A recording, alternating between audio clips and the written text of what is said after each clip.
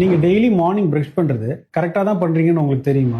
நான் ஒரு 5 மிஸ்டேக் சொல்றேன், நீங்க அதுல ஏதாவது பண்றீங்களான்றதை நோட் பண்ணி பாருங்க. நம்பர் 1, ரொம்ப ஹார்டான பிரஷ் யூஸ் பண்றது. ஒரு சில பேருக்கு நல்ல ஹார்டான பிரஷ் யூஸ் பண்ணா பல்லு நல்லா கிளீன் ஆகும்னு நம்பிட்டு இருக்காங்க. அந்த மாதிரி கிடையவே கிடையாது.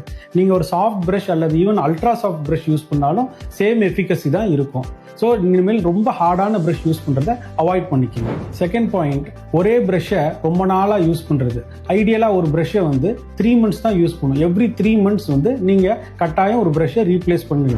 தேர்ட் மிஸ்டேக், ரொம்ப அதிகமான பேஸ்ட் யூஸ் பண்றது. ஸோ ஐடியலா எவ்வளவு யூஸ் பண்ணணும்னா ஒரு பீனட் சைஸ், அதாவது ஒரு பட்டாணி சைஸ் அளவுக்கு நீங்க பேஸ்ட் எடுத்தாலே தாராளமா போதும். ஃபோர்த் மிஸ்டேக், ரொம்ப நேரம் பிரஷ் பண்றது அல்லது ரொம்ப கம்மியான டைம் பிரஷ் பண்றது.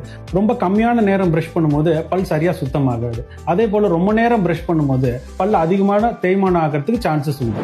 லாஸ்ட் அண்ட் மெயின் பாயிண்ட், எல்லாரும் மார்னிங் மட்டும்தான் பிரஷ் பண்ணுவாங்க. ஐடியலி மார்னிங் அண்ட் நைட் கண்டிப்பா பிரஷ் பண்ணும்.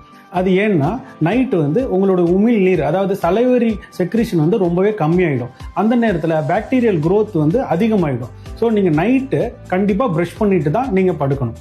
ஸோ இந்த 5 மிஸ்டேக்ஸை அவாய்ட் பண்ணிக்கோங்க. ரொம்ப ஹார்டா பிரஷ் பண்ணாதீங்க, ஸ்மார்ட்டா பிரஷ் பண்ணுங்க.